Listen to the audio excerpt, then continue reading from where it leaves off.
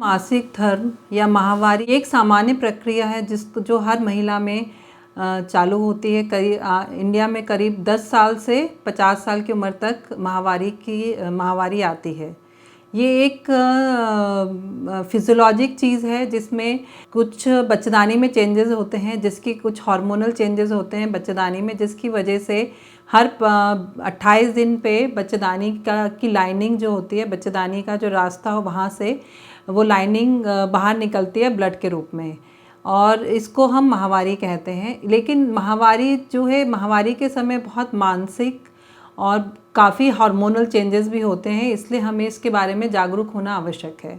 माहवारी को जो है यूजुअली जो एज हम मानते हैं वो प्यूबर्टी जो हम मानते हैं, उसमें करीब 10 साल की उम्र में अगर महीना चालू होता है तो उसको हम नॉर्मल मानते हैं। अगर इससे कम उम्र में महीना चालू होता है तो वो दिक्कत की बात होती है। तो 10 साल से 50 साल की उम्र में अगर माहवारी हो रही है या 54 की एज तक माहवारी होना कॉमन है। अगर उससे पहले महिला को महीना आता है या उसके बाद महिला 55 साल की उम्र के बाद भी अगर महिला को माहवारी होती है तो हमें उसके दिक्कत होनी चाहिए। माहवारी एक कॉमन चीज़ है, लेकिन इसके साथ बहुत सारे मिथ्स जुड़े हुए हैं जिसकी वजह से महिलाओं को अक्सर दिक्कत करना पड़ता है। बहुत ही समाज में तरह तरह के जो रिस्ट्रिक्शंस है उसकी वजह से भी इसमें महिलाओं को आजकल दिक्कत हो रही है।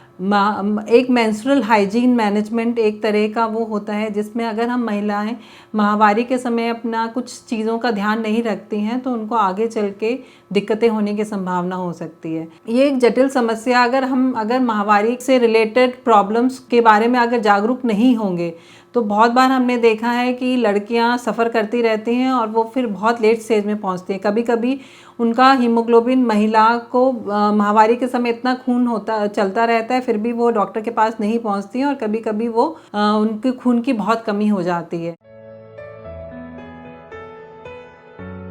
नॉर्मल मेंस्ट्रुएशन जो होते हैं या जो नॉर्मल माहवारी होती है वो 21 से 35 दिन के अंदर होती है। अगर 21 दिन से पहले आपको महीना आ रहा है या 35 दिन के बाद आपको महीना आ रहा है तो आपको एक बार डॉक्टर के पास संपर्क ज़रूर करना चाहिए। दूसरा जो महीना होता है वो 2 से 3 दिन रहता है, और उसमें जो है एक दिन में आपको 2 से 3 बार या 4 बार पैड यूज़ करने पड़ते हैं, चेंज करने होते हैं, और उसमें मीडियम दर्द होता है। अगर इससे कुछ भी अलग हटके हो रहा है तो आप प्लीज़ डॉक्टर से ज़रूर संपर्क करें, क्योंकि हो सकता है कि अगर आप इसको इग्नोर कर दें तो आपको दिक्कत हो सकती है। क्या अनियमितताएं हो सकती हैं, जैसे आपका महीना जो है 21 से 35 की जगह 40 दिन पे आ रहा है या 20-21 दिन पे से पहले आ रहा है।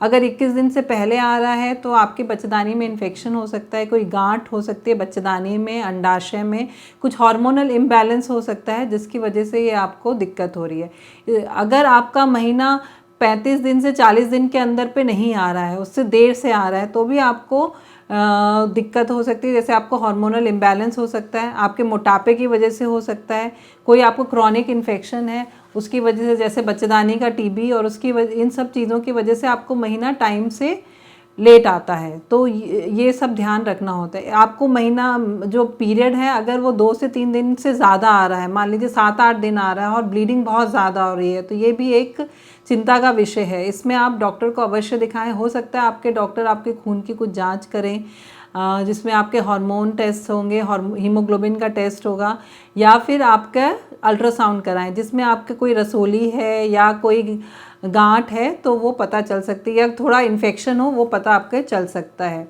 मेंस्ट्रुअल जो एबनॉर्मल अनियमितता होती है उसके जो कारण होते हैं उसमें सबसे मेन कारण होता है हार्मोनल इम्बैलेंस, और दूसरा कारण होता है आपका वज़न भी एक कारण होता है जिसकी वजह से अगर आपका ज़्यादा वज़न है या कम वज़न है उससे अनियमितता हो सकती है। महीने की अनियमितता को अगर हम ट्रीट करना चाहते हैं तो उसके लिए कुछ उपाय हमारे पास अवेलेबल हैं। यूजुअली हमें कुछ हार्मोनल दवाइयाँ देनी पड़ती हैं जो हम आपको देंगे। जैसे पीरियड चालू होगा उसके 5वें दिन से चालू कर सकते हैं या 16वें दिन से चालू कर सकते हैं, और हो सकता है कि ये दवाइयाँ आपको 2 से 3 महीने खानी पड़े और इससे आपका पीरियड रेगुलर हो जाए। अगर अल्ट्रासाउंड में कोई गांठ या रसौली या कुछ उस तरह की चीज़ आती है तो कभी कभी आपको ऑपरेशन की भी आवश्यकता पड़ सकती है।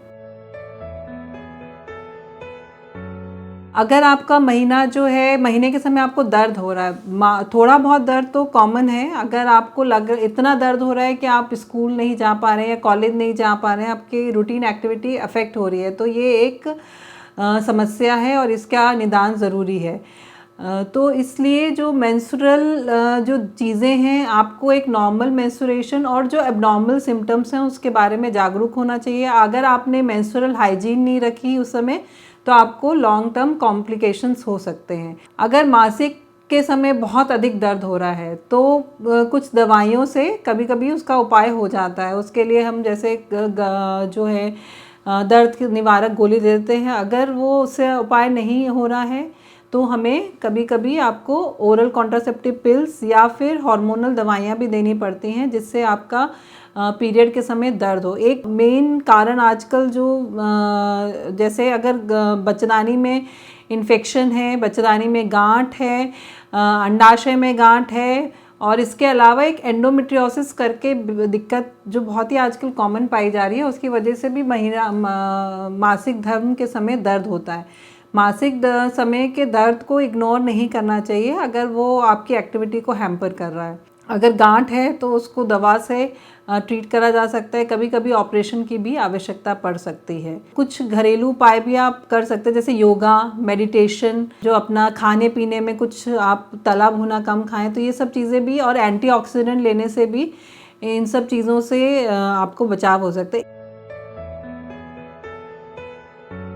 एक होता है PMS, pre menstrual syndrome. Pre menstrual syndrome क्या होता है, जो बहुत ही अक्सर महिलाओं में पाया गया और लड़कियों में पाया गया है कि महीना आने से पहले उनको लगता है कि उनका वेट बढ़ गया है, उनके पूरे शरीर में पानी भर गया है, उनको शरीर में दर्द आना चालू हो जाता है, उनको अपने स्तनों में हैवीनेस लगने लगती है, पेट में हैवीनेस लगती है, उनके मूड में चेंजेस आने लगते हैं, मूड में परिवर्तन आने लगता है। तो ये एक चीज़ है जिसका इलाज अवेलेबल है। तो अगर आपको इस तरह की चीज़ें हो रही हैं कि आपको मूड स्विंग्स हो रहे हैं या आपको ब्रेस्ट में पेन हो रहा है, ये सारी चीज़ें हो रही हैं, तो आप प्लीज़ डॉक्टर से ज़रूर मिलें। और इसके लिए दवाइयाँ भी अवेलेबल हैं, और उसके अलावा योगा, मेडिटेशन, विटामिन्स, ये सब भी, हरी सब्जियाँ, ये सब खाने से भी आपको इस चीज़ में आराम मिल सकता है।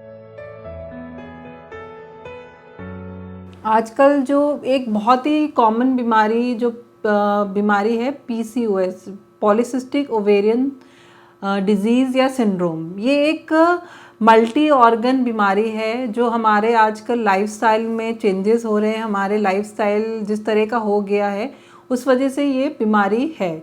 इस बीमारी का क्योंकि ये लाइफस्टाइल वाली बीमारी है, तो इसका इलाज भी लाइफस्टाइल में, अगर हम मॉडिफिकेशन कर लेंगे तो उसका इलाज भी लाइफस्टाइल मॉडिफिकेशन के थ्रू ही होता है। तो PCOS में क्या होता है कि 3 या 4 चीज़ें पाई जाती। एक तो महिलाओं का महीना जो है 1.5 से 2 महीने के अंदर पे, मतलब 40-45 डेज से ज़्यादा टाइम के ड्यूरेशन पे आता है।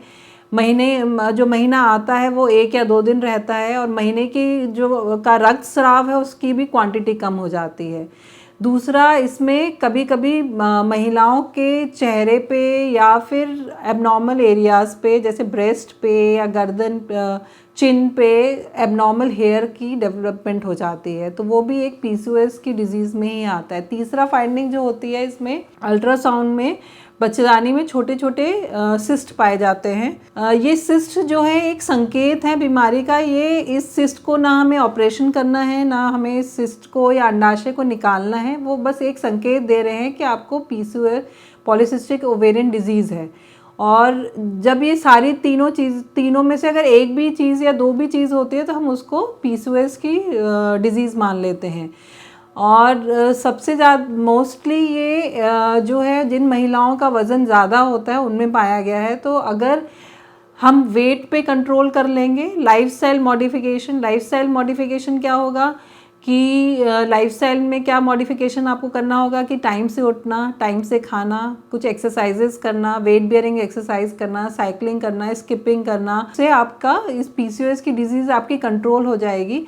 और मेनली पीसीओएस डिजीज़ जो है ये इसके लॉन्ग टर्म इफ़ेक्ट्स भी होते हैं। जो लॉन्ग टर्म इफ़ेक्ट्स जो होते हैं वो ये हो सकते हैं कि जैसे पेशेंट को आगे चल के डायबिटीज़ हो जाए, ब्लड प्रेशर हो जाए, थायराइड हार्मोनल इम्बैलेंस हो जाए उसको, और हार्ट की प्रॉब्लम हो जाए।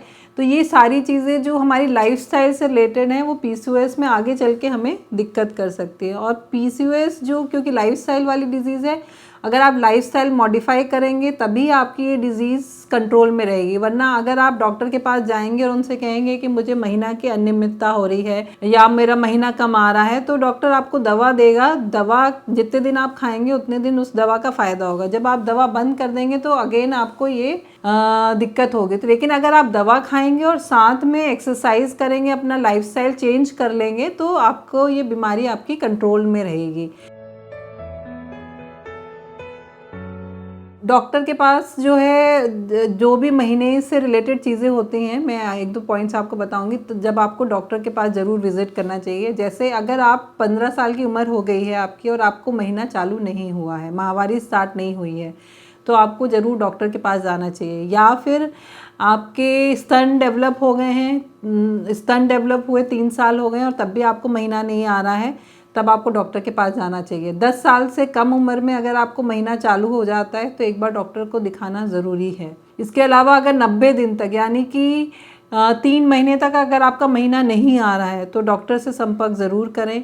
या महीना आपका 20 दिन से कम दिनों पे आ रहा है, 15 दिन पे आ रहा है, या बहुत ज़्यादा ब्लीडिंग हो रही है कि आपको बहुत ज़्यादा पैड्स यूज़ करने पड़ रहे हैं, तो आपको डॉक्टर के पास अवश्य जाना चाहिए। हमारी एक जो साइकिल मैंने बताई 21 से 35 दिन की है, उसके बीच में भी अगर आपको मान लीजिए धब्बे आ रहे हैं या महीना चालू होने से पहले आपको धब्बा आ रहा है, महीना ख़त्म होने के बाद भी हल्की हल्की ब्लीडिंग कंटिन्यू रहती है, तो ये सारे फैक्टर्स संकेत कर रहे हैं कि अंदर कोई समस्या है और उसके लिए आपको डॉक्टर से संपर्क ज़रूर करना चाहिए। अगर आपको महीने के समय इतना दर्द हो रहा है कि आप अपनी नॉर्मल एक्टिविटी नहीं कर पा रहे हैं और एक गोली खाने के बाद भी आपको फ़ायदा नहीं हो रहा है, तो डॉक्टर को अवश्य दिखाएं। तो ये सारी चीज़ें अगर हम ध्यान रखेंगे तो हम जो माहवारी से रिलेटेड जितने भी प्रॉब्लम्स हैं उनको हम सॉल्व कर पाएंगे। और जो है अपना जो सेफ्टी और वही मैं बताना चाहूँगी कि माहवारी के प्रॉब्लम्स को समझें। और अगर माहवारी की प्रॉब्लम्स हैं आपको, तो हर प्रॉब्लम का इलाज है। या तो हम हार्मोनल्स दवा देते हैं, कभी कभी हार्मोनल टेस्ट करते हैं, अल्ट्रासाउंड एक इम्पॉर्टेंट इसमें रोल करता है। और इन सब चीज़ों को अगर हम कंबाइन कर लेंगे तो हम अपनी इससे बच सकते हैं।